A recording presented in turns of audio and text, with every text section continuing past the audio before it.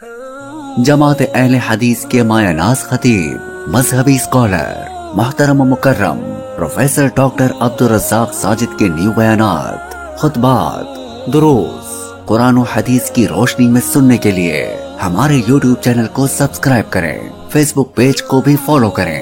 بارک اللہ فیکم۔ اعوذ باللہ السمیع العلیم من الشیطان الرجیم۔ رب اشرح لی صدری ویسر لی امری واحلل عقدۃ من لسانی یفقہوا قولی۔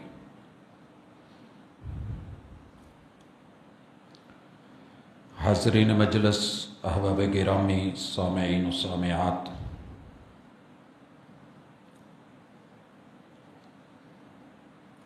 امت مسلمہ حالات و واقعات جیسے بھی ہوں، اپنے رب کے ساتھ ان کا تعلق بندگی، عبادات اور مناجات کا سلسلہ رکا نہیں کرتا۔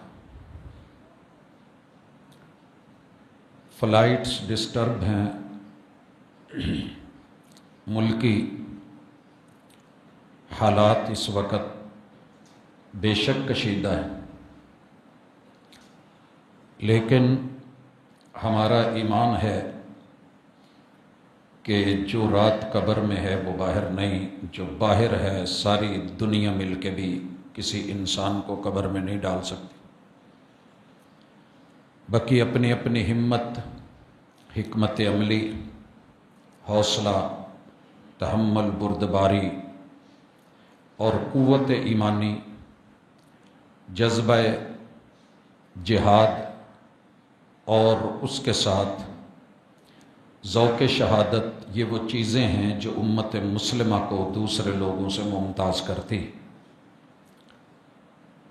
اللہ رب العزت کا بہت بڑا کرم اور اس کا احسان ہے کہ اس نے ہمیں کتاب و سنت جیسی نعمت سے نوازا ہے۔ یاد رہے کہ جنگیں جذباتی پن سے نہیں، حکمت عملی سے جیتی جاتی ہیں، وگرنہ میرے محبوب کبھی بھی جو مدینے جا رہے تھے جنوب کا رخ کر کے طائف کی طرف نہ نکلتے۔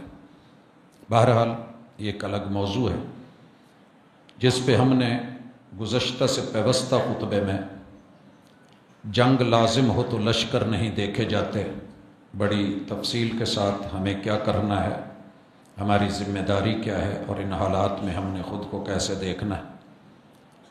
اس کے ساتھ چونکہ ایام حج ہیں، اشہر حج ہیں، تو ان میں جن احباب نے جانا ہے ان کے لیے یہ تربیت، تعلیم، معرفت، اور جن لوگوں نے ان کے نصیبے میں اس سال نہیں ہے ان کے لیے ذوق، تڑپ، کیونکہ یہ صرف اسلام کا رکن ہی نہیں ہے بلکہ ایسی عبادت ہے جس میں اللہ نے ساری عبادتیں جمع کر دی۔ باقی مواقع دیکھ کے انشاءاللہ اس پہ کبھی تفصیلی بات بھی ہوگی کہ جب کبھی بھی مالی عبادت کا تذکرہ آتا ہے تو کچھ احباب و ارباب اپنی عقل کے مطابق، میں کم عقلی نہیں کہوں گا، اپنے فہم کے مطابق یہ سمجھ بیٹھتے ہیں کہ یہاں مالی عبادت کا جو مال ہے اگر وہ متبادل جگہوں پہ لگا دیا جاتا تو اچھا تھا۔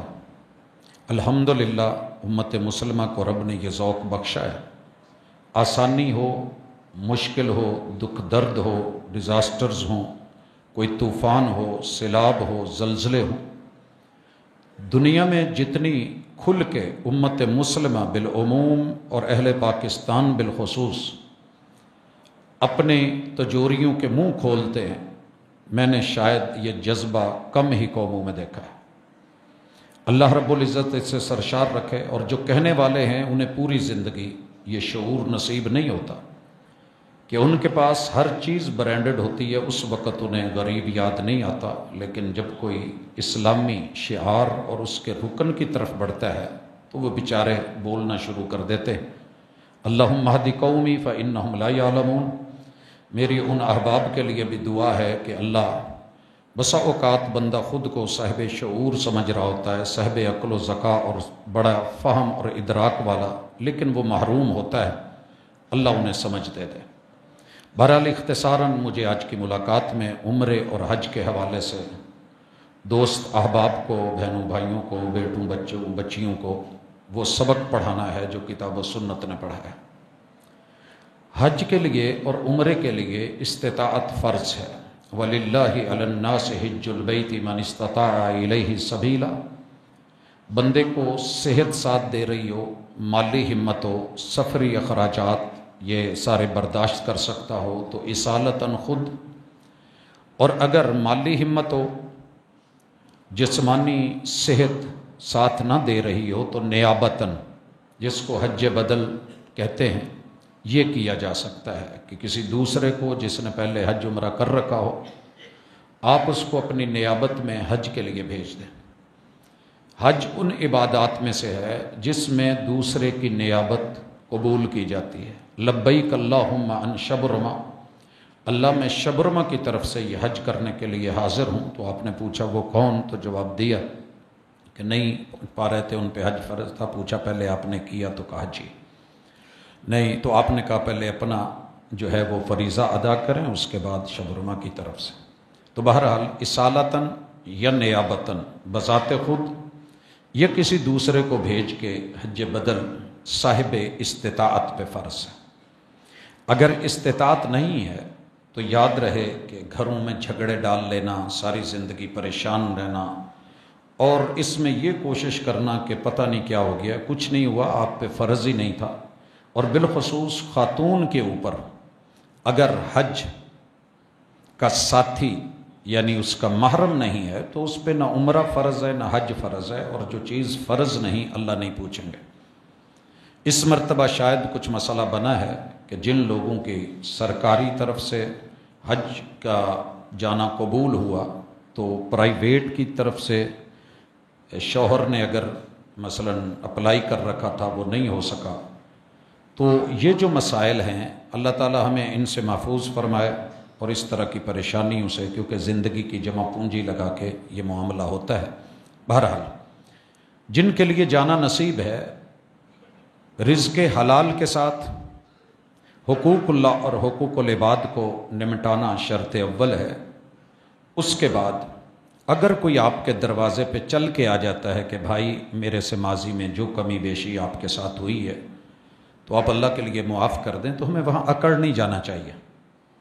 اب کیا وہ اپنی گردن کٹوا لے، چل کے آ گیا ہے، اس کے لیے بھی دعا کریں، بڑا دل کریں، اسے اللہ کی سپرد کر دیں اور اسے کہہ دیجئے کہ جہاں آپ کو موقع ملے میرے لیے بھی دعا کرنا۔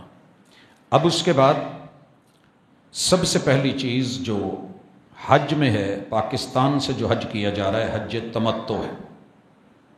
حج کی 3 قسمیں، حج قران جس میں قربانی ساتھ ہوتی ہے، عمرہ کرنے کے بعد احرام نہیں کھولا جاتا، حج مفرد جس کے اندر عمرہ ہوتا ہی نہیں ہے، ڈائریکٹ حج ہے، اور تیسرا حج تمتع جو ہم کرتے ہیں کہ یہاں سے جاتے ہوئے پہلے عمرہ۔ ہمارے پاس 5 میقات ہیں، ان میں سے اہل پاکستان عموماً یلملم کی طرف سے گزرتے ہیں جب انہوں نے جدہ جانا ہوتا ہے۔ یہ مکے سے کچھ فاصلے کے اوپر میقات ہے۔ اگر ہماری فلائٹ ریاض کی طرف سے جا رہی ہو تو میقات چینج ہوتا ہے، اسی طرح کچھ ہماری فلائٹیں مدینے اترتی ہیں، تو وہاں سے اگر احباب مدینے سے ہو کر کے آ رہے ہیں تو آبار علی جس کا پرانا نام ذوالحلیفہ ہے، وہاں سے احرام باندھیں گے، اور کچھ احباب مدینے سے بدر چلے جاتے ہیں اور اس راستے سے آتے ہیں، جانتے ہوتے ہیں، مقامی دوست احباب ساتھ ہوتے ہیں، اگر اس طرف سے آنا ہے تو پھر میقات جحفہ ہے، جحفے سے اہل شام کے لیے یہ احرام باندھا جائے گا۔ احرام مرد کے لیے 2 چادروں کا نام ہے، ایک تہمت کی شکل میں نیچے اور دوسری اوپر کور کی جائے گی جب تک طواف کے لیے مطاف میں نہ اتریں، مرد اپنے دونوں کندھے کور رکھے گا، دایاں کندھا ننگا نہیں کیا جائے گا کیونکہ اس نے نمازیں پڑھنی ہیں، سفر حج ہے۔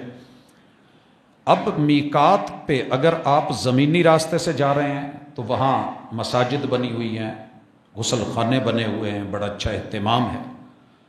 اگر وہاں سے گزر رہے ہیں تو وہاں غسل کیا جا سکتا ہے، عام کپڑے بدل کے احرام کی چادریں باندھی جا سکتی ہیں، جسم کو خوشبو لگا کے معروف طریقے سے، جیسے رسول صلی اللہ علیہ وسلم ابار علی ذوالحلیفہ سے روانہ ہوئے تھے احرام باندھ کے، اور سواری پہ بیٹھ کے پھر آپ نے لبیک اللہم عمرۃ و حجن، کیونکہ آپ نے حج قران کیا تھا، عمرہ اور حج اکٹھے تھے۔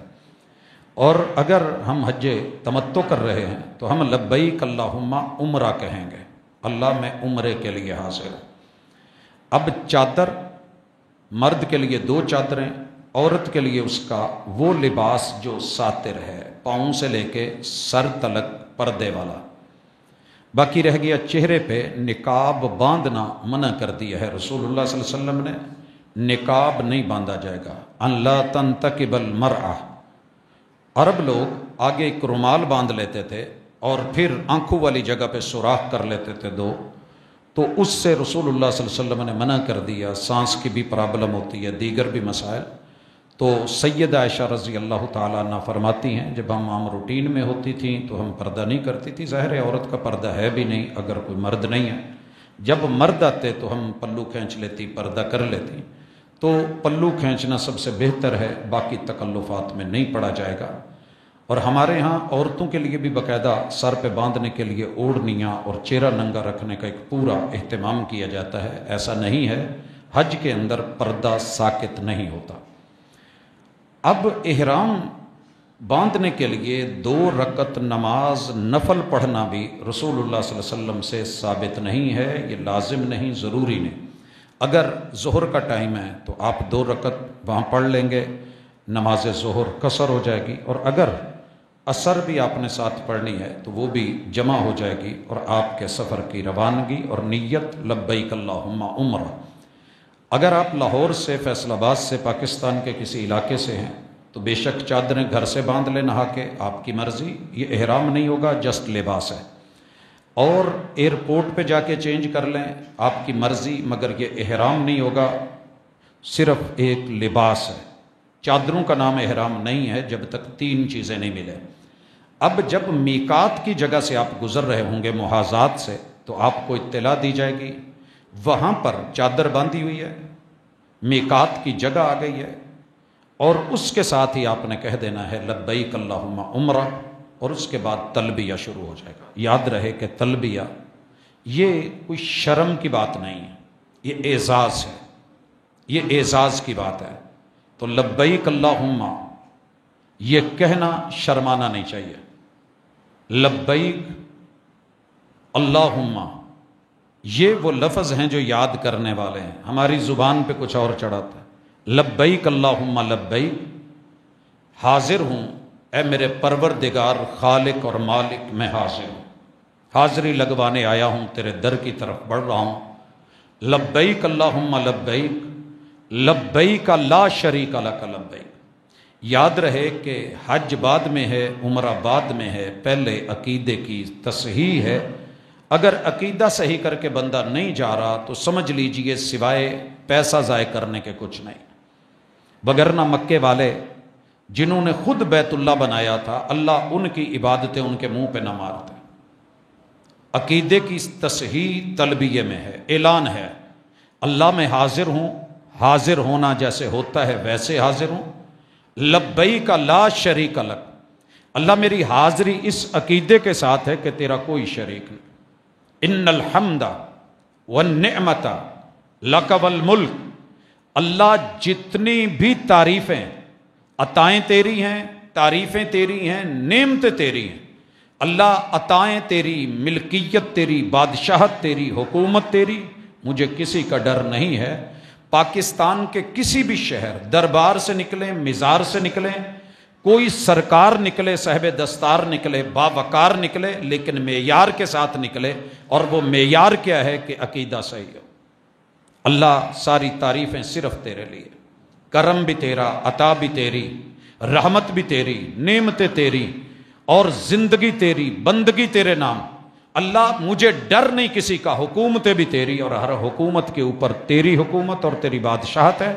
ان الحمد والنعمت لک والملک لا شریک لک۔ اللہ میں پھر دہراتا ہوں، جو جلنا چاہتا ہے جلے، جو سننا چاہتا ہے سنے۔ میرا اعلان یہ ہے کہ آج میرے مسلک کو نہ دیکھا جائے، آج میرے عقیدے کو دیکھا جائے، بھلے لوگ مجھے کچھ بھی کہتے ہوں، میرا سلسلہ کوئی بھی ہو، میرا ایمان اور عقیدہ یہ ہے کہ اللہ کا شریک کوئی نہیں۔ یہی ہماری دعوت 12 مہینے رہتی ہے، اور یہی اشہر الحج اور حج کی اصل تھیم اور اس کا سبق ہے۔ یہ اونچی نیچی جگہ پہ پڑھتے ہوئے، فلائٹ میں، بحری جہاز میں، آپ بس میں ہیں، جس بھی ذریعے سے سفر کر رہے ہیں، پیدل ہیں، تلبیہ نہیں چھوڑا جائے گا۔ میرے محبوب اور اصحاب کے گلے بیٹھ گئے تھے۔ اگر یہ ویسے ہی چیز ہوتی، فرضی سی، بس کر لی نہیں تو نہ صحیح۔ یہ واجبی اور فرضی ہمارے نہیں، ہم فرضی اور واجبی اسے کہتے ہیں جو بس کر لی ٹھیک ہے، تو نہیں۔ یہ کہنا اور بولنا ایمان کا اور حج کا حصہ ہے، عمرے کا حصہ۔ اب جب مکے پہنچیں گے، مکہ پہنچ کر کے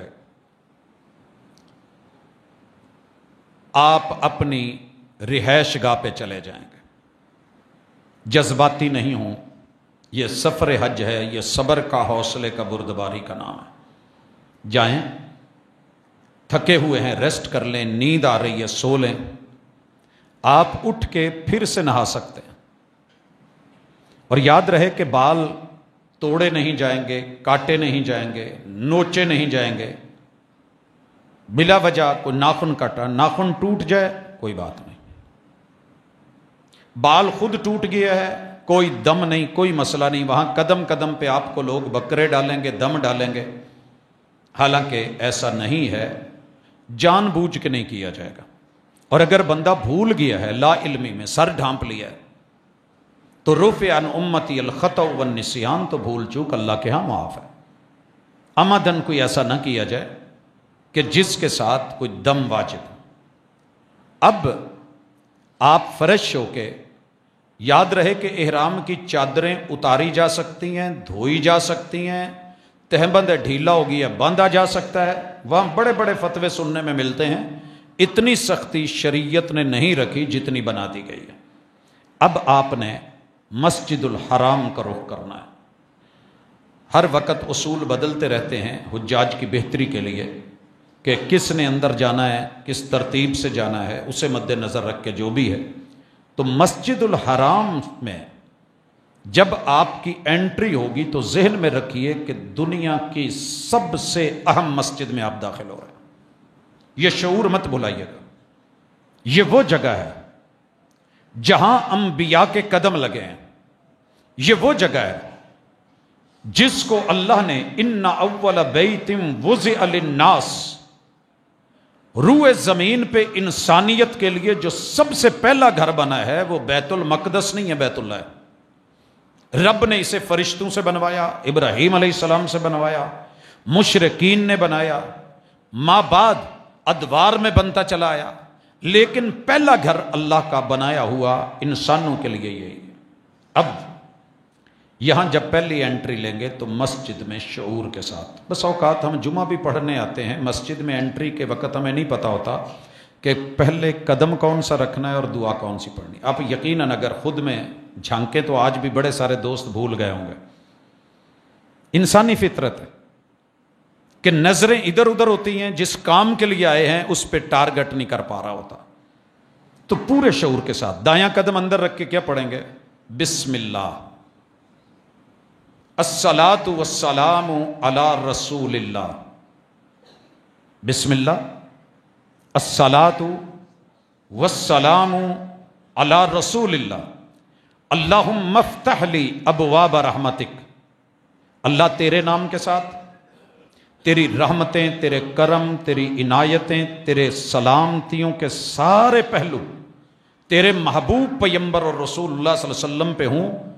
اللہ میں ان دونوں ہستیوں کو ماننے والا ہوں، میرے لیے اپنی رحمت کے دروازے کھول دے۔ اب آپ مسجد الحرام میں کسی بھی گیٹ سے داخل ہو چکے ہیں۔ اب دو پہلو ہیں۔ اگر تو نماز کا ٹائم نہیں آپ ڈائریکٹ مطاف میں اتر جائیں گے، اور اگر نماز کا ٹائم ہے یا نماز کھڑی ہو چکی ہے یا 2 4 5 منٹ میں کھڑی ہونے والی ہے، تو بہتر یہ ہے کہ آپ طواف کا آغاز نہ کریں، مطاف کی طرف نہ بڑھیں۔ اگر 2 4 منٹ رہتے ہیں تو بیٹھنے سے پہلے تحیت المسجد، یہ 2 نفل ہیں جو آپ نے مسجد الحرام میں بیٹھنے سے پہلے اللہ کو گفٹ کرنے، اور یہ دنیا کی ہر مسجد میں ہے۔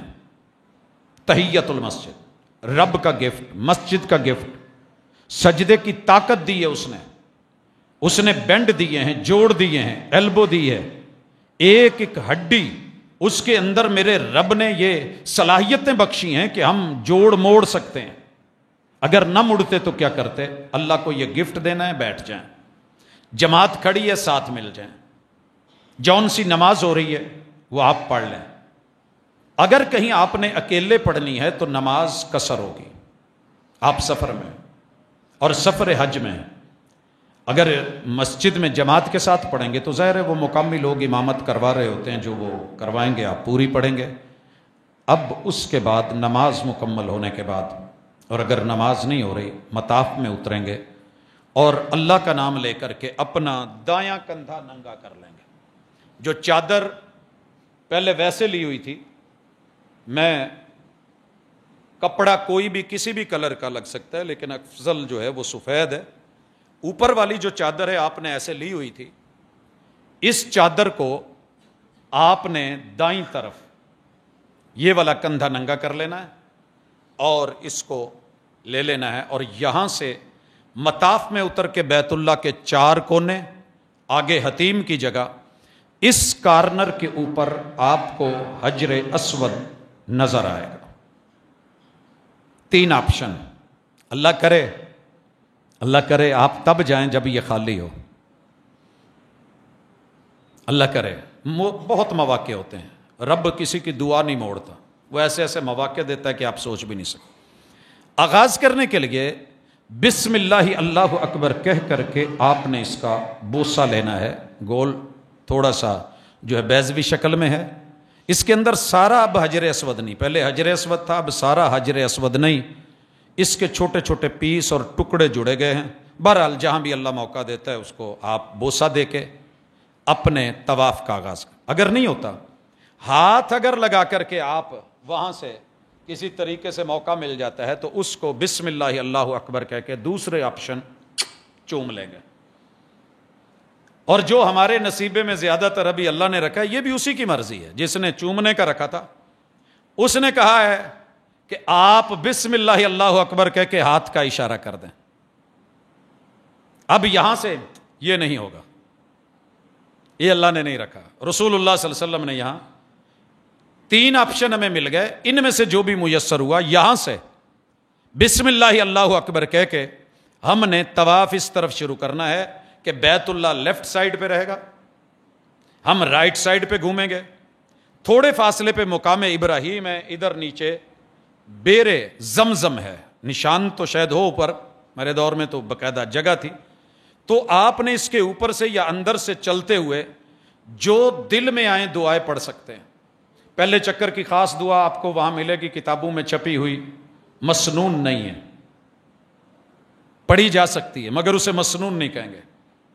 کوئی من میں خیال ہے وہ ہر زبان میں سنتا ہے، جہاں عربی ضروری ہے وہ نماز میں ہے، نماز کے علاوہ جب جیسے جہاں جو من میں ہے مانگ لیں، انشاءاللہ قبولیت کی گھڑیاں ہیں۔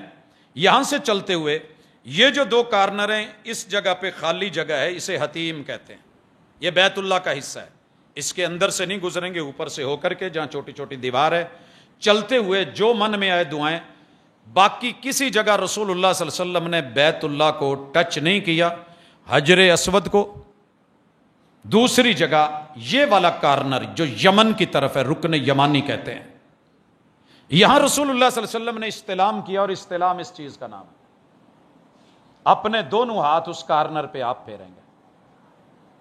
اگر یہ سہولت میسر ہو تو بسم اللہ، یہ پھیر کے چومے نہیں جائیں گے، اور اگر ہاتھ پھیرنے کی جگہ نہیں تو رسول صلی اللہ علیہ وسلم نے یہاں اشارہ نہیں کیا، لوگ کر رہے ہوتے ہیں، اشارہ بھی نہیں کیا جائے گا، آپ چلیں گے۔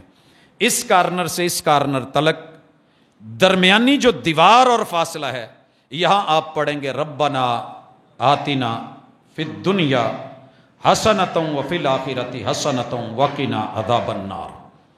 اور یاد رہے کہ مطاف کے درمیان دھکے بھی آ سکتے ہیں، سختی بھی آ سکتی ہے، پاؤں زمین سے اٹھ سکتے ہیں،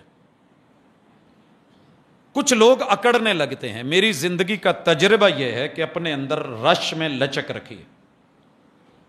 اگر ادھر سے دھکا آ رہا ہے اور آپ اس کو ضد سے روکنے کی کوشش کر رہے ہیں تو آپ اپنی طاقت کو، ہمت کو، قوت کو جلدی ختم کر لیں گے، نقصان بھی کر لیں گے اپنا بھی۔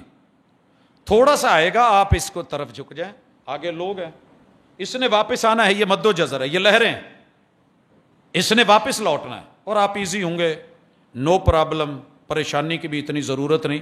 اور اگر کوئی شخص نہیں سمجھتا، الٹی سائڈ پہ رانگ جا رہا ہے، اسے تھوڑا سا اکڑنے کی بجائے اسے ڈھیل دے دے۔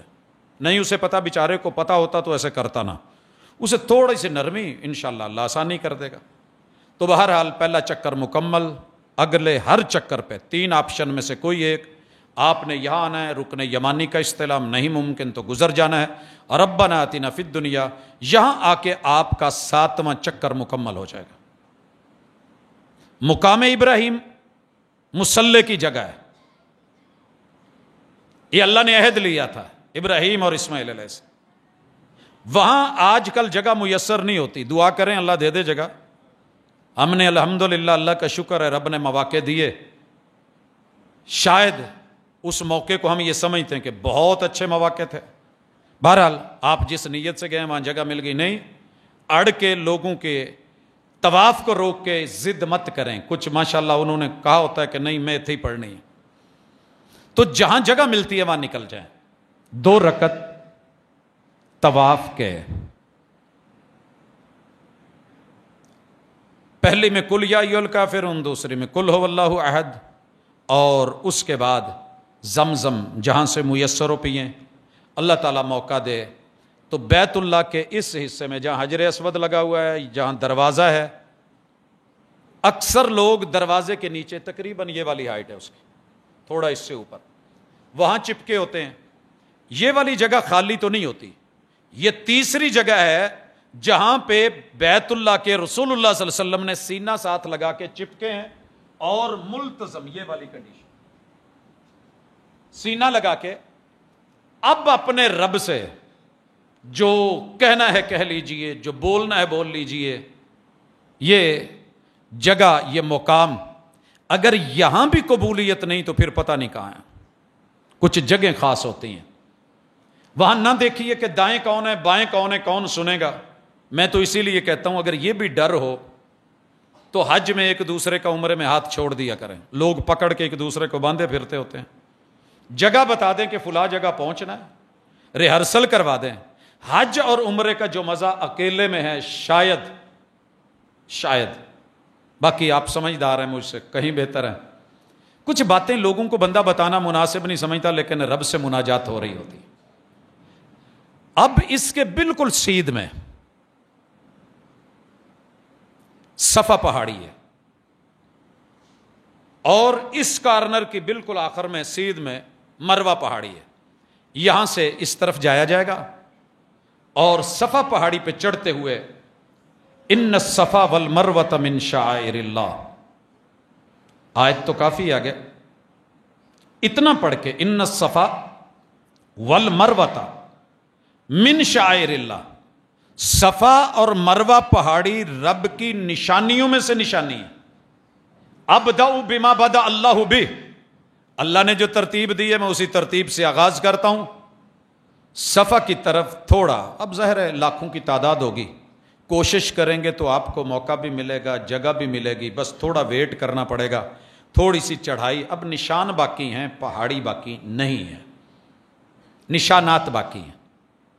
اور جو وہ مٹیریل لگا ہوا ہے شاید اب وہ پتھر بھی نہیں ہے، کچھ مثالہ ٹائپ کوئی چیز ہے، کور کر دی گئی ہے، اوپر گنبد مختلف چینج ہوتے رہتے ہیں۔ یہاں آپ نے رک کے بیت اللہ کی طرف منہ کریں، کوشش کریں تو کہیں نہ کہیں بیت اللہ دکھ ہی پڑتا ہے، یہاں تو دیکھنے والے چاند دیکھ لیتے ہیں، وہ بیت اللہ بھی آ ہی جاتا ہے نظر۔ یہاں ذہن میں رکھیں کہ جس ہستی کو رات کے اندھیرے میں نکالا گیا تھا نا، انہوں نے دن کی روشنی میں آ کے یہاں کہا تھا، دن کی روشنی میں، اور کمال جملے کہے تھے، الحمدللہ وحدہ، کل کائنات ایک طرف، آج میں تعریفیں صرف اکیلے اللہ کی کروں گا۔ ہوتا ہے نا ہم کسی کے فلاں کی مہربانی، اس کی محبت، مجھے صدیق اکبر ساتھ لے گئے، یہ ہوا وہ ہوا راستے میں، نہیں، ان الحمد للہ وحدہ، الحمد للہ وحدہ، آج جتنی بھی تعریفیں کائنات میں محمد صلی اللہ علیہ وسلم کر سکتے ہیں وہ ساری کی ساری ہیں مگر اکیلے اللہ کی ہیں۔ نصر عبدا، جس نے موت کے منہ سے اپنے بندے کو نکالا، دشمنوں کے چنگل سے نکالا، 12 زہر لگی ہوئی تلواروں سے نکالا، 12 قبیلوں سے نکالا، اپنی مدد سے نکالا، جب سر کی قیمت 100 اونٹ لگی ہوئی تھی تب نکالا۔ الحمدللہ وحدہ نصر عبدا وانجز وعدہ، اس نے کہا تھا لوٹاؤں گا، آج اس نے وعدے پورے کر دیے۔ وہزم الاحزاب وحدہ، آج وہ سارے ٹبر نظر نہیں آ رہے جو مارنے پہ تلے ہوئے تھے، بچانے والا، بچانے والا ان لوگوں سے جو مارنے کی ٹرائی کرتے ہیں۔ مارنے والے سے بڑا نہیں، مارنے والا بھی وہی ہے، موت وہی دیتا ہے، لیکن جو مارنے کی کوشش کرتے ہیں ان سے بچانے والی ذات میرا رب اکبر، یہ اور جو دل میں آئے دعائیں پڑھیں۔ بڑی جلدی ہوتی ہے لوگوں کو، میرے خیال میں جلدی ہونی نہیں چاہیے۔ اگر کوئی خدشہ نہ ہو بھیڑ کا، اموات کا، کوئی ایسا رش، وہاں عقل مندی اور دنائی یہ نہ کہنا کہ المجید مسجد چ سنیا سی پروفیسر صاحب نے کیا سی جگہ نہیں چھڈنی، نک دی سیت تے پیر دی تلی، اس میں لچک رکھنی ہے، انشاءاللہ آپ ایزی حج کر لیں گے، آپ چل پڑیں گے۔ یہ جو صفحہ ہے وہاں سے چلیں، مرد اور عورتیں دونوں چلیں گے۔ اگر کوئی متبادل آلٹرنیٹ کوئی کسی شکل میں وہاں کوئی چھوٹی موٹی جو گاڑیاں آج کل ہیں یا ریڑیاں جو بھی چیز ہے میسر ہے وہ ایک اپنی جگہ پہ، لیکن اگر آپ چل رہے ہیں تو نارمل چلیے۔ کچھ لوگ وہیں سے بھاگنا شروع کر دیتے ہیں۔ یاد رہے کہ طواف میں ایک چیز میں رمل کی چھوڑ آیا ہوں، بھاگنے سے یاد آیا کہ آپ نے پہلے 3 چکروں میں پہلوانوں کی طرح باقاعدہ دوڑنے کا انداز اپنایا۔ کیوں؟ حتیم کی سائیڈ پہ یہ جو جگہ تھی قریش مکہ بیٹھے ہوئے تھے، اور مکہ والوں نے مشہور کر رکھا تھا، جیسے انڈیا آج ہمارے بارے میں رائے قائم کرتا ہے نا، میرے خیال میں وہ ہمیں انسان شمار نہیں کرتا، اگر انہیں سننے بیٹھ جائیں تو یوں لگتا ہے کہ جیسے یہ مر مٹ گئے ہیں، اور ان کو دیکھیں تو ان کے چہروں پہ رونق، فریشنس پتہ نہیں ہے بھی نہیں، کہ ہمیں دنیا کہتی ہے ہم نے اتنا زہر کھا لیا ہے کہ شاید اب ہم پہ زہر بھی اثر نہ کریں، اور اتنے دکھ سہ لیے۔ ویسے ہم اللہ سے جنگ نہیں مانگتے، مانگنی بھی نہیں چاہیے، لیکن اگر کوئی مسلط کرتا ہے تو پھر اللہ تعالیٰ نے جو صبر اور حوصلہ ہے ہم اس کی دعا کرتے ہیں۔ بہرحال وہ دیکھنے آئے، پہلا کام آپ نے یہ کیا، یہ کندھا ننگا کروا دیا، آؤ ویکھو ساڈے ڈولے تو موڈے۔ اکثر کمزوری میں یہ ہو جاتا ہے۔ اچھا میں کبھی کبھی سوچتا ہوں، دوست احباب کہتے ہیں جی عبادت میں ریا، دکھاوا، ہاں بھائی منع ہے، اللہ کے علاوہ میں کسی کے لیے نہیں کر رہا، لیکن اگر کوئی میرے رب کے بارے میں منفی سوچ رکھ رہا ہے، یسرب بیماریوں کا گھر ہے، یہ مر گئے ہوں گے، مٹ گئے ہوں گے، بیمار ہو گئے ہوں گے، پتہ نہیں ان کو کیا ہو گیا ہوگا، ہڈیاں نکل آئی ہوں گی، انہیں کوئی کھانا نہیں ملا ہوگا، پرسان حال نہیں ہوگا، ہم نے بائی کاٹ کر دیا جلا وطنی تو یہ بچے ہی نہیں ہوں گے، ان کو اپنے دکھاؤ کندھے، موڈے بخائے، اور ساتھ میں پہلوانوں والی جاگنگ، جب دوڑتے ہوئے ماشاءاللہ آپ کو پتہ ہے 1 لاکھ کا لشکر تھا، مطاف تھا، 3 کی چکر برداشت کیتے نے، اٹھ کے نس گئے، جاتے بن گئے، پھر برداشت نہیں ہوا۔ چلیں اللہ کرے یہ اگر موقع ملے، میں نے کئی دوستوں کو دیکھا ہے وہ رش میں بھی اپنی سنت ادا کرنے کی کوشش کر رہے ہوتے ہیں، لوگ مذاق کر رہے ہوتے ہیں لیکن انہیں پتہ نہیں ہوتا یہ مذاق کی جگہ نہیں ہے، ہر جگہ ٹک ٹاک نہیں، ہر جگہ مذاق نہیں، ہر جگہ موبائل نہیں، ہر جگہ جو ہے وہ دنیا کو دکھانے کا چکر نہیں، یہ رب کو دکھانے کے لیے بھی فرض نماز کیوں گھر سے نکل کے پڑھنی ضروری ہے؟ ہمسائے بھی دیکھیں، محلے دار بھی دیکھیں کہ بندہ منافق نہیں۔ اب چلتے ہیں، آتے ہیں صفا کا پہلا چکر لگاتے ہوئے درمیان میں 2 سبز لائٹیں یا جو بھی وقت کے ساتھ ہو، یہ وہ جگہ ہے جہاں 2 پہاڑیوں کا سنگم تھا، درمیان میں وادی آتی تھی۔ اب ایک بلندی سے نیچے آتے ہوئے جب دوسری بلندی کی طرف چڑھتے ہیں تو آٹومیٹکلی سپیڈ تیز ہو جاتی ہے۔ تو یہاں سپیڈ تیز ہوئی اور دوڑتے ہوئے دوسری کی طرف بھاگتے ہوئے جب چڑھی تو اصل میں اماں جی ہاجرہ سلام اللہ علیہ، ماں جی سیدنا اسماعیل کی اور اہلیہ جناب ابراہیم علیہ السلام کی، اپنے بیٹے کے لیے پانی دودھ جس بھی خوراک کی تلاش میں نکلی تھی، اللہ نے اسے سنت بنا دیا۔ اچھا، اسلام کا مزاج دیکھیے، آغاز عورت سے ہوا تھا، لیکن محمد رسول صلی اللہ علیہ وسلم نے اپنے ساتھ کسی بھی خاتون کو دوڑنے کی اجازت بھی نہیں دی، دوڑنے بھی نہیں دی۔ مرد دوڑیں گے اور اتنی جگہ جتنی ہے، باقی میں پھر نارمل ہو جائیں گے، مروہ پہنچیں گے، وہاں چڑھتے ہوئے بھی پڑھیں گے ان الصفا والمروۃ من شعائر اللہ ابدأ بما بدأ اللہ بہ، اور وہاں بھی آپ بیت اللہ کا رخ کر کے جو من میں آئے مناجات، دعائیں، ترلے، منتیں، واسطے جو ہو سکتا ہے کریں۔ اب یہ آپ کا ایک چکر ہو گیا، واپس آئیں گے سیم دوڑنے والی جگہ پہ دوڑیں گے، آگے صفا پہاڑی آ جائے گی، دوسرا چکر مکمل، تیسرا مروہ پہ، چوتھا پھر صفا پہ، پانچواں پھر مروہ پہ، چھٹا صفا پہ، اور ساتواں جا کر کے مروہ پہ مکمل ہوگا۔ اب آپ وہیں پہ باہر نکل کے کسی جگہ پہ بلڈنگ پہنچ کے اپنے بال کٹوا بھی سکتے ہیں، منڈوا بھی سکتے ہیں مرد حضرات۔ خواتین اپنے بالوں کو لے کر کے اینڈ سے جو چٹی ہے اس کا پورا 1.5 پورا 2 پورے بال کاٹ لے، عمرہ مکمل۔ اب احرام کھولا جا سکتا ہے، پریشانی والی بات نہیں، آپ کا عمرہ مکمل ہے۔ جتنے دن باقی ہیں 8 ذی الحجہ تلک، اب یہ حج کے دن کے درمیان آرام کریں، طواف کریں۔ میرے کئی سارے دوست اب بھاگ کھڑے ہوتے ہیں، تنعیم چلے جاتے ہیں، وہاں سے احرام باندھ کے آ کے عمرہ کرتے ہیں تاکہ بتائیں میں 550 عمرہ کی تھے۔ اللہ گنتی نہیں دیکھتے۔ رسول صلی اللہ علیہ وسلم نے 4 عمرے اپنی زندگی میں ٹوٹل کی ہے۔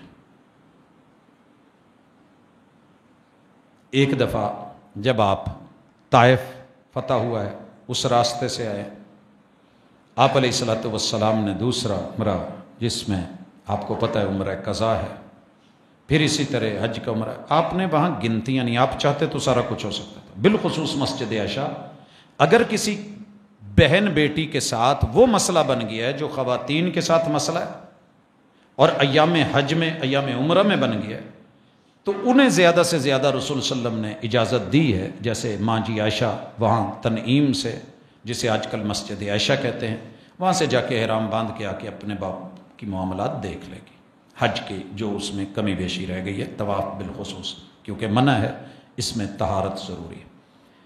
اب آتے ہیں 8 تاریخ ہے، حج شروع ہو گیا ہے، بڑے سارے لوگ بیت اللہ جا کے احرام باندھتے ہیں، اپنی طرف سے اضافہ ہے، اپنی بلڈنگ سے احرام باندھا جائے گا، کیونکہ اب آپ وہ جو جگہ ہے جسے ہم حج یا عمرے کے لیے احرام باندھنے کی جگہ کہتے ہیں، آپ اس سے اندر آ گئے۔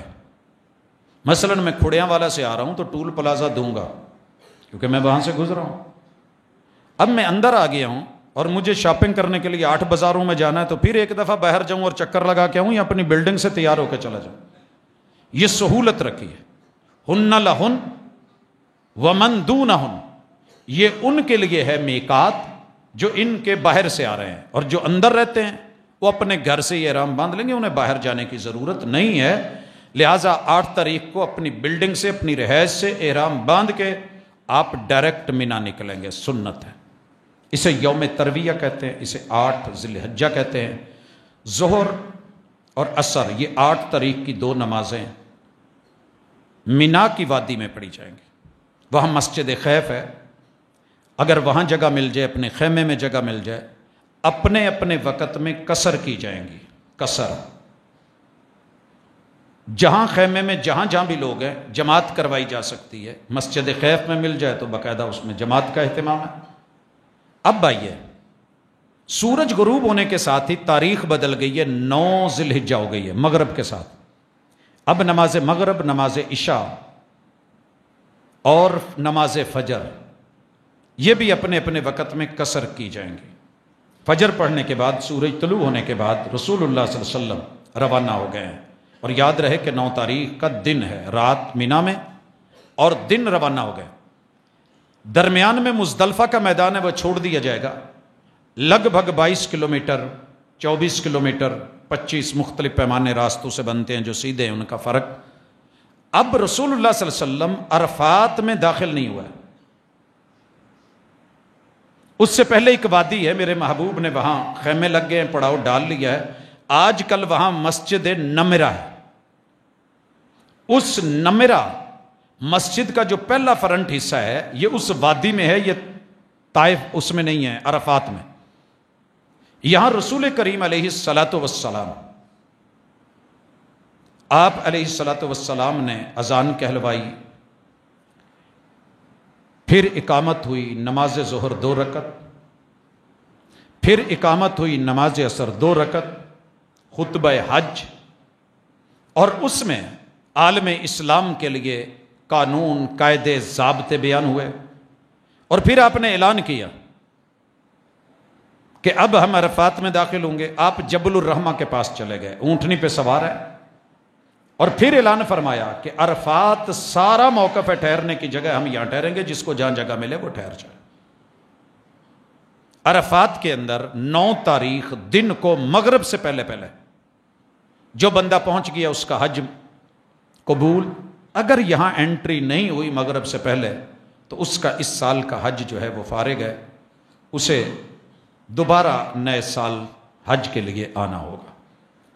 اب 9 تاریخ مغرب کا سورج غروب ہوتے ہی ختم ہو گئی ہے، 10 شروع ہو گئی ہے، یہ رات ہے. یہ دنیا کی واحد جگہ ہے جہاں آپ نے مغرب کا ٹائم ہوتے ہوئے مغرب نہیں پڑھی. روانگی مزدلفہ کی طرف لگ بھگ 12 کلومیٹر مختلف راستوں سے ہوتے ہوئے سفر کم و بیش ہو سکتا ہے. مزدلفہ کی وادی میں اور میدان میں پہنچ کے آپ نے اذان کہلوائی ہے 1 اذان، پھر اقامت کہلوائی ہے نماز مغرب 3 رکعت، پھر اقامت کہلوائی ہے نماز عشاء 2 رکعت. آپ علیہ الصلاۃ والسلام نے یہاں رات کو آرام فرمایا ہے، قیام بھی نہیں، رکوع بھی نہیں، سجدے بھی نہیں، نفل بھی نہیں، گپ شپ ہماری طرح جیسے وہاں لوگ کر رہے ہوتے ہیں ایسا کچھ نہیں. اگلا دن بڑا ہیوی ہے، لہٰذا آج رات آرام کیا جائے گا. پہلے بھی تھکے ہوئے ہیں، بھرپور آرام. اور یہ دنیا کی واحد جگہ ہے جہاں امیر و غریب باقاعدہ لیٹنے کے حوالے سے، اب کا پتہ نہیں، ہمارے دور میں تو سب چٹائیاں ہیں، نیچے پتھریلا علاقہ ہے، لیٹے ہوئے. یہاں سے فجر کا ٹائم ہوتا ہے، نماز فجر پڑھی گئی. آج کل یہاں مسجد مشعر الحرام ہے، جہاں بھی جگہ ملی یہاں سے حجاج کنکر لے لیتے ہیں، روڑے نہیں، چھوٹے موٹے چنے کے برابر. اب نبی کریم علیہ الصلاۃ والسلام سورج طلوع ہونے سے پہلے ذکر اذکار کرتے ہوئے یہاں سے روانہ ہوئے. مزدلفہ اور مینا کے درمیان ایک وادی آتی ہے، وادی محصر، جہاں اللہ نے ابرہہ کو، ہاتھیوں کو، ساتھیوں کو مارا تھا. یہاں آپ تھوڑی سپیڈ سے گزرے ہیں. میرا تجربہ یہ رہا ہے کہ ہماری یہاں سپیڈ سلو ہو جاتی ہے، رش بڑھ جاتا ہے، جگہ تنگ ہے. آج کل کا خیر پتہ نہیں. بہرحال کوشش، اگر باقاعدہ سائن بورڈ لگے ہوتے ہیں، جتنی ہمت ہو سکے اس حساب سے. اگر آپ پیدل ہیں، اکیلے ہیں تو کر سکیں گے، ظاہر ہے گاڑی میں ہیں تو جیسے گاڑی چل رہی ہے ویسے. مینا داخل ہوں گے. مینا داخل ہوتے ہوئے آج 10 تاریخ کو جو کام کرنے ان میں سب سے پہلا کام، جو اصل ترتیب ہے پہلے وہ سن لے، آگے پیچھے ہو جائے تو معافی ہے. درمیانے پہلے چھوٹا جمرہ آئے گا جسے شیطان کہتے ہیں، پھر درمیانہ، پھر بڑا. بیت اللہ کی طرف جو ہے وہ بڑا ہے، اس کو بسم اللہ اللہ اکبر کہہ کے 7 کنکریاں ماری جائیں گی. اب دوسرا کام قربانی، تیسرا کام بال کٹوانے یا منڈوانے، اور چوتھا کام بیت اللہ کا طواف اور صفا مروہ کی سعی۔ یہ 10 تاریخ کے 4 کام ہیں۔ قربانی اگر منہر میں ہو رہی ہے، سرکاری سطح پہ ہے، آپ نے کسی شرکے کو، کمپنی کو دے رکھے ہیں پیسے، انشاءاللہ جو آپ کو ٹائم دیا جاتا ہے اس پہ اہتمام کیا جاتا ہے کہ وہ آپ کی قربانی ہو گئی۔ اب بال کٹوا لیے جائیں گے یا منڈوا لیے جائیں گے اور اس کے بعد نکلا جائے گا طواف کے لیے۔ اسے طواف افاضہ کہتے ہیں۔ جو آئے تھے وہ طواف قدوم ہے، یہ طواف افاضہ ہے، طواف حج ہے، یا طواف زیارہ، 3 نام ہیں اس کے۔ اب اس کے بعد صفا مروہ کی سعی اسی طریقے سے، جب بھی فارغ ہوں رات کو واپس آ کے یہ یاد رہے کہ 11 کی رات ہے، 10 کا دن ختم، 11 کی رات شروع، مبیت آ کے مینا میں سونا وہاں ہے۔ دوست احباب گپوں شپوں میں پھر وہاں چلے جاتے ہیں، بلڈنگوں پہ، بازاروں میں موج مستی، اور اعلان تبھی کر دیتے ہیں جب خطبہ حج پڑھا جاتا ہے، حج ہو گیا، حج پڑھیا گیا ہے، فلانی جگہ دیگ دے دو، مبارکہ مٹھائی بانٹ دو۔ نہیں بھائی، ابھی حج جاری ہے، ابھی بڑے سارے ڈھیر سارے کام باقی ہیں۔ 11 کی رات وہاں، اگلے دن سورج کے زوال پذیر ہونے کے بعد، یعنی جب ظہر کا ٹائم ہوتا ہے، اس وقت یہ ماں بعد جب بھی موقع ملے یہ تینوں کو کنکریاں مارنی ہیں، پہلے چھوٹے جمرے کو ساتھ، پھر درمیان والے کو، پھر بڑے کو۔ ان 2 جگہوں پہ آپ دعائیں کر سکتے ہیں، دونوں پہ، یہاں آپ کنکریاں مار کر کے واپس، اور باقی عبادات، نیکی، بھلائی، کیونکہ احرام آپ نے جب بال منڈوائے تھے تب اتار لیا ہے، ہر چیز حلال ہو جاتی ہے سوائے ازدواجی تعلقات کے۔ اب معاملہ ہے 11 کی تاریخ کے پتھر لگ گئے، اگر کوئی جانا چاہتا ہے جلدی ہے اسے، 12 کو چلا جائے، 13 کو دوبارہ آ جائے، کام کاج ہیں پیچھے، کو معاملات ہیں تو چھوٹ دی ہے اسلام نے۔ اسی طرح اگر کوئی 12 کو کنکریاں مارے، 11 کو مارے، رات مبیت کرے، اور 12 کی کنکریاں مارنے کے بعد روانہ ہونا چاہتا ہے تو بھی اسے اجازت ہے۔ رسول اللہ صلی اللہ علیہ وسلم 13 تاریخ کو بھی رکے تھے، رات مینا میں، دن کو کنکریاں ماری، اور پھر آپ وہاں سے خیف بنی کنانہ سے روانہ ہو گئے۔ اور اب آخری کام ہے کہ بیت اللہ پہنچ کے جس دن روانہ ہوگا آپ نے اس وقت طواف الوداع کر لینا ہے۔ حج مکمل ہے، اللہ قبول کرے۔ میں نے بڑا اختصار کے ساتھ بات کی ہے، وگرنہ اس میں جزئیات بڑی ہیں۔ اگر 10 تاریخ کو کسی معاملے میں آگے پیچھے بندہ ہو جاتا ہے، کسی نے آتے ہی بال منڈوا لیے، قربانی ہو رہی ہے، کنکریاں بعد میں مار لیتا ہے، تو رسول اللہ علیہ وسلم سے باقاعدہ یہ سوال کیے گئے کہ میں نے تو ترتیب بدل دی، اب 1 لاکھ آدمی تھا، 1.25 لاکھ، تو آپ نے کہا افعل ولا حرج، جو ہو گیا ہے نو پرابلم۔ ترتیب یہ ہے، سنت یہ ہے، مسنون یہ ہے، اگر آگے پیچھے ہو گیا ہے تو اللہ تعالیٰ قبول کرنے والا ہے۔ تو عمومی طور پہ اختصار کے ساتھ جو حج کے اہم ترین امور تھے آپ کی نظر کی ہیں، باقی جو پرسنل سوالات ہوں گے ضرورت پہ پڑھتے رہتے ہیں لوگ احباب۔ آپ کے پاس کسی ایک اپنے اچھے دوست، کسی عالم، کسی رہبر کا نمبر بھی ہونا چاہیے، کیونکہ وہاں بڑے سارے لوگ، ایک تو مسئلہ ہوتا ہے، اچھی بات ہے، بیان ہونا چاہیے، بڑے سارے قدم قدم پہ لوگ ملیں گے جو شو کریں گے کہ وہ رسول اللہ صلی اللہ علیہ وسلم اور اصحاب سے زیادہ پڑھ گئے، ان میں تقویٰ زیادہ ہے، ایسی ایسی باتیں روک کے کریں گے کہ اس وقت ترس بھی آتا ہے ان بیچاروں پہ اور شرم بھی آتی ہے۔ مثلا وہاں محفل سما لگی ہوئی ہے، قوالیاں ہو رہی ہیں، معلوم نہیں کیا کیا لوگ کر رہے ہوتے ہیں، آوازیں لگا رہے ہوتے ہیں، پاجی اتنے نماز کا اثر نہ کرے آ جائے، کہہ رہے ہوتے ہیں جمع نہ کرے آ جائے۔ وہ اللہ کے بندے، رسول اللہ صلی اللہ علیہ وسلم سے بڑھ کے بھی کوئی ہادی، رہبر، رہنما، پیشوا، مقتدا ہے، اتنی ضد بھی اچھی نہیں ہوتی، اتنی انا بھی نہیں ہوتی۔ اگر کوئی سخت لب و لہجے میں آپ سے بات کرے تو پھر آپ برا محسوس کرتے ہیں، سختی کون دکھاتا ہے؟ مسنون کام ہے، چلنے دیں، جو آپ نے کیا ہے کرنے دیں۔ جو ڈسکاؤنٹ دی ہے، ویسے کوشش کریں گے کہ ٹکٹ جو ہے وہ سستی مل جائے، لیکن اللہ جہاں سہولت دیتے ہیں وہ سہولت نہ دیتے ہیں، نہ لینے دیتے ہیں، نہ کسی اور کو اس کے اوپر جو ہے وہ چلنے دیتے ہیں۔ تو اللہ کے لیے مسنون طریقے کے مطابق حج سیکھ کے پڑھ کے کیجئے۔ پھر بھی کئی جگہ آتی ہیں بندے کو وہاں سمجھ نہیں آتی تو بندہ پوچھ لیتا ہے، وہاں باقاعدہ اس کے ڈیسک ہیں، اہل علم موجود ہیں بیت اللہ کے اندر بھی، مسجد خیف کے اندر بالخصوص مینا میں سوال و جواب کی نشست اور وہاں پہ ترجمانی کی بھی وہ ساری سہولتیں میسر ہوتی ہیں۔ اللہ تعالیٰ عمل کی توفیق دے۔ جو میرے دوست احباب بزرگ ہمارے امت مسلمہ عالم اسلام سے حج کے لیے جا رہے ہیں، اللہ ان کی حاضریوں کو قبول کرے، اور جو امید پہ ہیں اللہ رب العزت جلد از جلد ان کے لیے بھی یہ سامان سر کرے۔ پوری دنیا میں جو امت مسلمہ کی کیف اور حیت زوال عروج جو ہے وہ زوال میں بدل چکا ہے، اللہ تعالی ہمیں اس سے نکلنے کے لیے کما حق کو اپنا بندہ بنائے اور توفیق سے نوازے۔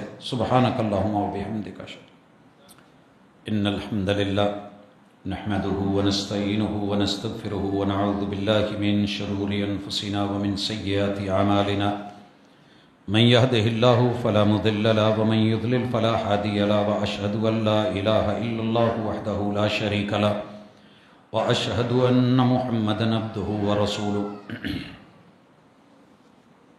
احباب گرامی، 3 سوال ہیں اور ان سوالوں کے اندر پھر بے شمار سوال ہیں۔ افادہ عامہ کے لیے اختصار سے جواب دینے کی کوشش کرتا ہوں۔ کیا اسلام میں بیٹے کی شادی کے بعد اس کو علیحدہ گھر میں رہنا پڑتا ہے؟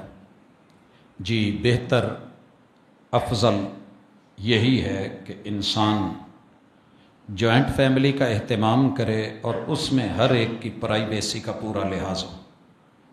لفظوں پہ توجہ کیجیے گا، مل کے رہیں لیکن قریب قریب یا اسی گھر کے اندر اگر اللہ سہولت دیتا ہے، کھلا ہے، وسیع ہے، بے شک ایک کمرہ کیوں نہ ہو، ایک واش روم کیوں نہ ہو، لیکن اپنی پوری پرائیویسی ہو نئے جوڑے کی۔ اگر آپ ان کو یہ پرائیویسی نہیں دیں گے، تنہائی نہیں دیں گے، ان کو خلوت نہیں دیں گے تو مسائل پیدا ہوں گے۔ مثال لیجئے، آپ محبت میں آ کے گاڑی چلا رہے ہیں اور کوئی بچہ کہے کہ میں نے گیئر والی جگہ پہ بیٹھنا ہے، بریک والی جگہ پہ بیٹھنا ہے یا پیڈل والی جگہ پہ بیٹھنا ہے، تو گاڑی مسائل کرے گی، ریس میں، بریک میں، گیئر میں۔ جب تک اتنا ایریا اس کو آپ نہیں دیتے جتنا ہے تو کمپنی وہاں کچھ نہیں رکھتی۔ ہمارے ہاں جوائنٹ فیملی کے اوپر والدین ساری زندگی تڑپتے ترستے رہتے ہیں، یار میرے بچے اکٹھے رہیں، اکٹھے رہ سکتے ہیں، لیکن شرط کیا ہے کہ آپ پہلے انہیں تھوڑا سا فیصد، بے شک ایک کمرہ دے دیں، اس کمرے میں کوئی جھانک تانک نہیں ہو، باتیں نہیں ہوں، جملے نہ کسے جائیں، تو گھر بڑی خوبصورتی سے چلتے ہیں، اور اتنا بندے میں ظرف ہونا چاہیے۔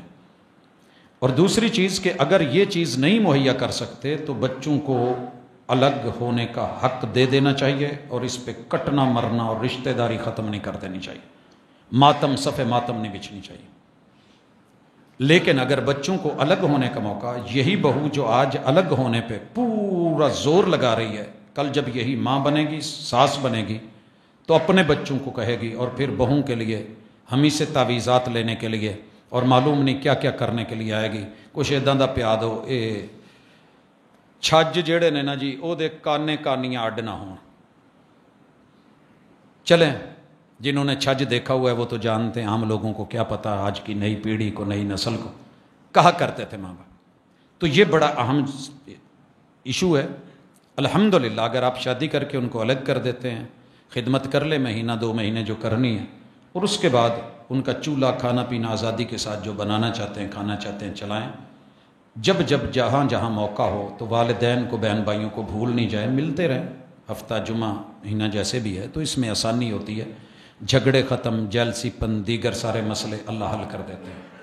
دنیا میں تقریباً یہی سسٹم رائج ہے، مگر وہ اپنوں سے بالکل کٹ جاتے ہیں۔ ہم مرتے دم تک بھی الحمدللہ اپنے بڑوں کے ساتھ، والدین، بہن بھائیوں کے ساتھ جڑے رہیں۔ اگر ایک گھر میں 3 یا 4 بھائی اکٹھے رہتے ہیں اور ان کی بیویاں بھی ہوں، ایک کی بیوی دوسرے کے لیے نامحرم ہے، تو پردہ کرنا ضروری ہوگا کہ نہیں؟ جواب یہ ہے کہ ساری ایک دوسرے کے لیے نامحرم ہے اور پردہ ضروری ہے۔ یہ اسلام کا قانون بتا رہا ہوں، میرے اور آپ کے معاملے کیا ہیں ان کا نام اسلام نہیں ہے۔